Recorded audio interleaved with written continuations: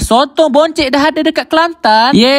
Sedapnya. Sini juga ada nasi kukus paling sedap yang pernah saya makan. Macam-macam jenis lauk pauk yang ada. Memang ramai sangat orang datang makan dekat sini. Sebelum tu korang tolong saya tekan like dan komen je apa-apa, titik pun boleh. Walaupun saya tengah gauk hari ni, demi sebungkus nasi kukus dan sotong boncek, saya rela sampai dekat nasi kukus Umira ni. Lokasi dia betul-betul depan Maidin Tunjung ataupun belakang Jaya Tunjung. Tak senang lagi bawah peladang negeri Kelantan ni. Jadi tanpa memasa, jom-jom gauk saya pun dah menyerang. Kita punya tujuan nak cari sotong boncek dia. Yang ni ada special Jumaat daun satu sahaja. Nasib baiklah saya datang hari Jumaat. Dan rupa-rupanya dekat sini pun ada juga lemak bakar. Sepanjang saya duduk dekat sini, orang selalu beratur panjang. Jadi tanpa memasa, jom kita ambil kita punya nasi. Senang je, korang bagi tahu je kakak tu, dia akan sedokkan lauk untuk korang.